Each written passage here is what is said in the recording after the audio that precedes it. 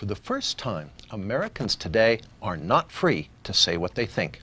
If they say something deemed offensive or insensitive or, worst of all, hate speech, they may be in serious trouble.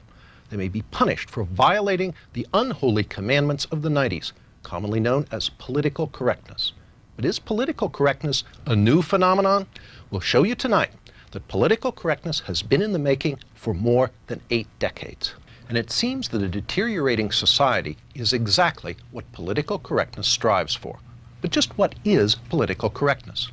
As you're about to see, political correctness is nothing less than a Marxist ideology.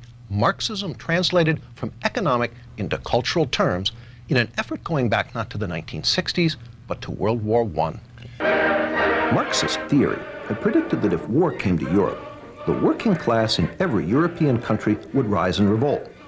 But that theory proved wrong. When the First World War began in 1914, the workers' loyalty to their country proved stronger than their so-called class consciousness. They willingly put on their uniforms, French or German, Austrian or Russian or British, and marched off by the millions to fight each other. In 1917, a Marxist revolution did occur in Russia, but it failed to spread to Western Europe, again contradicting orthodox Marxist theory. At the war's end, Marxist theorists had to confront the question, what had gone wrong? Antonio Gramsci in Italy and Georg Lukács in Hungary believed they had the answer. Gramsci and Lukács argued that Western culture had blinded the working class to its true Marxist class interests. Before a Marxist revolution could take place, Western culture had to be destroyed. In 1919, Lukács, who was considered the most brilliant Marxist theorist since Marx himself, asked, "Who will save us from Western civilization?" That same year, 1919, Lukács became Deputy Commissar for Culture in the Bolshevik Bela Kun government in Hungary, where he launched a program of cultural terrorism. As part of that program, Lukács introduced a radical sex education program into the Hungarian schools. Political correctness, as we know it, was already beginning to take form. He tried to actually undermine the unity of the family, and that was one of the reasons that he tried to introduce sex education. Laszlo Pastor, a leader in the Hungarian resistance against the communist takeover of Hungary after World War II, explains why children were targeted. It's always much tougher to convert an adult, to do something what he was taught not to do. The program left great residual effects on Hungary. The only thing what we were permitted to accept as far as culture is concerned, what they were teaching, that was it. Free thinking was a very big sin. The Bela Kun government lasted only a few months, in part because the Hungarian working class was outraged by Georg Lukács' assault on traditional Western culture. But meanwhile, in Germany, a new attempt to create a Marxist critique of Western culture was taking shape. There, the wealthy young son of a millionaire grain trader, Felix Weil, wanted to establish a public policy institute, a think tank, to serve as a home for advanced Marxist thought. Modeled on the Marx-Engels Institute in Moscow, Weil's think tank was originally to be named the Institute for Marxism. Martin Jay, chairman of the history department at Berkeley, an author of a history of the Frankfurt School, explains why the name was changed to the Institut für Sozialforschung, the Institute for Social Research. But I think they were very interested in trying to avoid being overly labeled. So it's a fairly bland name, the Institute of Social Research. The Institute was affiliated with Frankfurt University in Frankfurt, Germany, and in time became known simply as the Frankfurt School. The Frankfurt School formally opened its doors on June 22, 1924, but it had already held its first seminar on theory in the spring of 1923. There, almost 24 Marxist scholars gathered for what Weil, the sponsor, called a Marxist study week. One of the participants was Richard Sorge, later a famous Soviet spy. Another was Georg Lukács. Lukács' writings on culture were the basis for much of the program. Almost half of the participants in this Marxist study week would later be affiliated with the Frankfurt School. Following Lukács's lead, the Frankfurt School would be the vehicle that translated Marxism from economic into cultural terms, giving us what we now know as political correctness. The Frankfurt School's first director was an Austrian Marxist economist, Karl Grünberg. Grünberg's principal effort was to firmly establish the Institute's Marxist nature. In his inaugural address, which opened the Institute's new building in Frankfurt, Grünberg said, "It has been our intention here from the outset to maintain uniformity in the way we look at problems and go about solving them. I too am one of the opponents of the economic, social and legal order which has been handed down to us from history, and I too am one of the supporters of Marxism. In the new research institute, Marxism will from now on have a home." Under Karl Grünberg, the Frankfurt School worked mostly on economic questions and the labor movement, conventional Marxist subjects.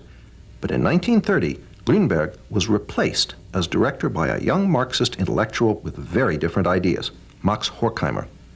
Horkheimer quickly began to use the Institute to develop a new Marxism, very different from the Marxism of the Soviet Union. First, recognizing the economic success of capitalism, Horkheimer announced that revolution was unlikely to come from the working class. The Frankfurt School would have to find a substitute.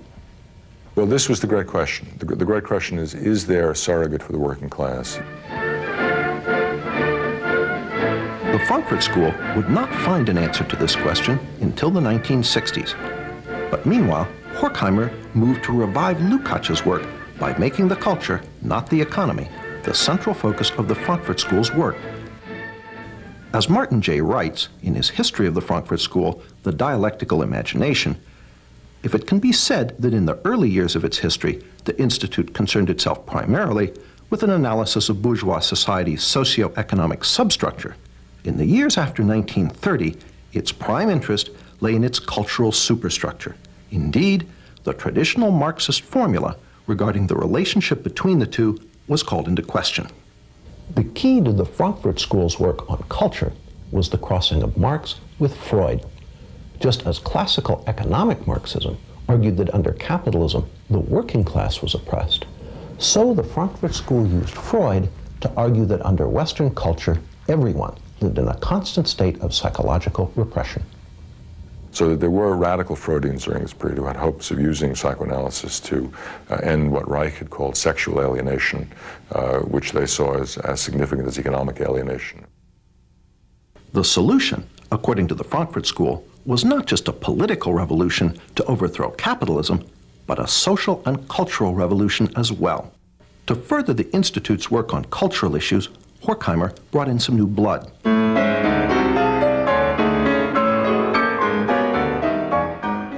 The new members included a sometime music critic, Theodor Adorno. Martin J. sees this addition as critical. Well, Adorno was perhaps the most fecund and, I think, brilliant of all the members of the Frankfurt School. Another new member was Erich Fromm. Fromm, a practicing psychoanalyst, was noted for his radical Marxist social psychology. He pioneered the concept of sexual liberation and gender politics. According to Martin J., in Fromm's view, masculinity and femininity were not reflections of essential sexual differences. They were derived instead from differences in life functions, which were in part socially determined. Another piece of political correctness was falling into place. In 1932, Herbert Marcuse became a member of the Institute for Social Research. Marcuse would ultimately become the most important member of the Frankfurt School for the development of political correctness. In the 1950s and 60s, Marcuse would complete the translation of Marxism into cultural terms and inject it into the New Left. Martin J. sums it up. In which Marcuse in the United States represented the most radical inclinations of the school, in a sense continuing the work they had done in the 1920s and into the 30s, a work that was inspired by Marxist Hegelian philosophy, very interested in the crisis both of capitalism and liberal democracy, trying to find alternatives to the working class. As we've seen, the Frankfurt School, Marxist in origin, wanted to create a cultural revolution against Western society. And in the 1930s, they took their important first step. In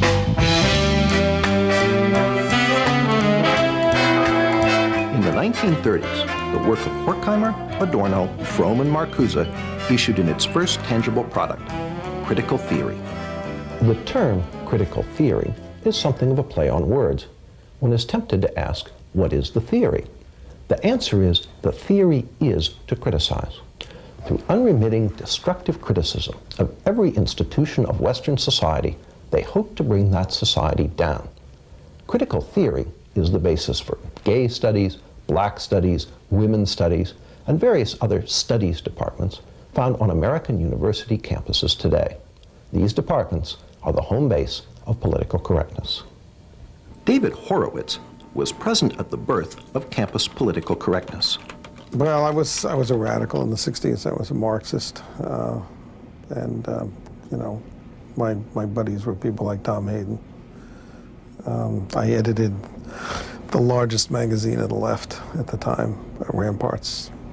But the Frankfurt School was important in Marxism because they no longer believed really in the future. They only believed in destroying capitalism and destroying you know, bourgeois democracy is what we would have called it. And if you look at today's campuses, that kind of nihilism is really the dominant theme. That is, attack America. The Frankfurt School was careful never to define what critical theory was for, only what it was against. Again, Martin Jay, the Frankfurt School's semi-official historian.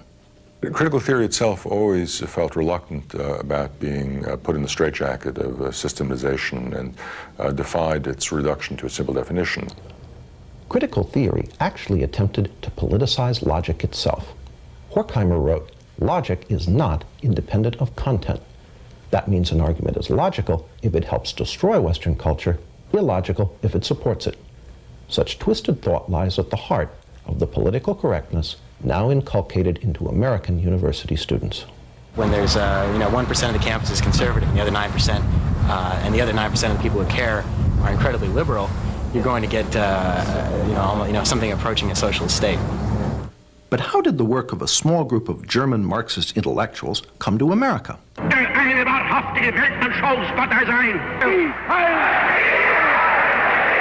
1933, when the Nazis came to power in Germany, the Institute for Social Research fled. It fled to New York City, where it was reestablished that same year with help from the president of Columbia University. Once in America, the Frankfurt School gradually shifted the focus of its work from destroying German society and culture to attacking the society and culture of its new place of refuge. Not only did they apply critical theory to American society, they added some new elements. One was the Institute's so-called Studies in Prejudice, which culminated in 1950 in Theodore Adorno's immensely influential book, The Authoritarian Personality. In it, Adorno argued that the American people possessed many fascist traits, and that anyone who supported traditional American culture was psychologically unbalanced. It is no accident that today, the politically correct are quick to label their opponents fascists and suggest that they need psychological treatment in the form of sensitivity training. People over profits! People over profits! The Frankfurt School even integrated political correctness' most fashionable cause, environmentalism, into their cultural Marxism, by way of Horkheimer and Adorno's book, Dialectic of Enlightenment. Well, they were very interested in what was called the domination of nature.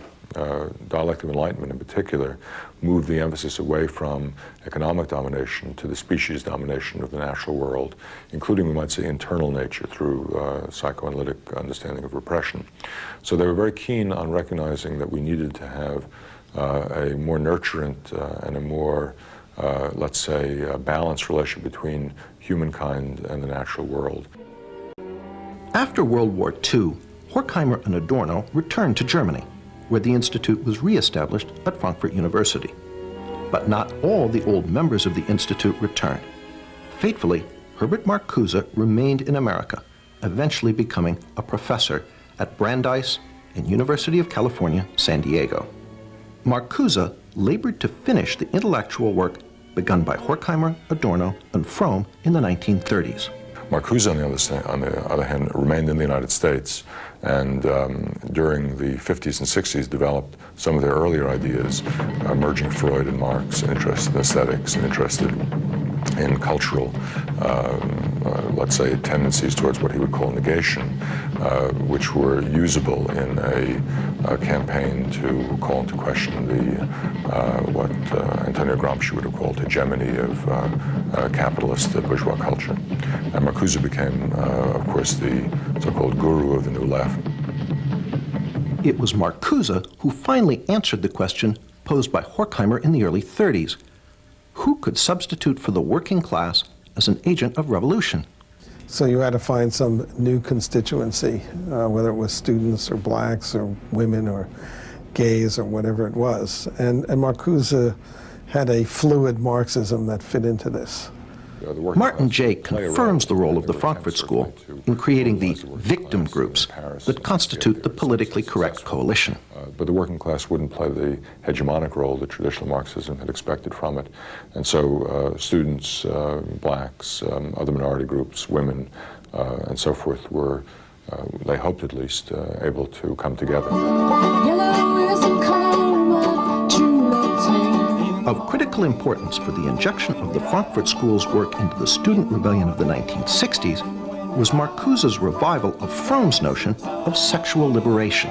Marcuse, however, was the main conduit of ideas. But Marcuse had written one important work in the 1950s called Eros and Civilization, a work which attempted to rub Freud against the grain and come out with a radical, even utopian reading of psychoanalysis. And that, combined with Norman O'Brown's Life Against Death, had a great impact on the counterculture and on emphasizing a libidinal element. Marcuse's Eros and Civilization condemned all restrictions on sexual behavior, calling instead for polymorphous perversity. Instead, it argues that at certain early developmental levels of the human psyche, there was a potential for sexual expression, sexual pleasure, which had not yet been organized into the restricted notions of heterosexual sexuality, and that these had some sort of capacity to be reinvigorated. Polymorphous perversity helped open the door to aspects of political correctness, such as gay liberation. This was his idea of what human society, a good human society, should be based on, was a certain kind of polymorphous perversity and narcissism, which by liberating non-procreative eros, was his term, we would find great enlightenment and great happiness. This was supposed to be the key to utopia. David Horowitz ties Eros and Civilization directly into the 60s rebellion he was part of.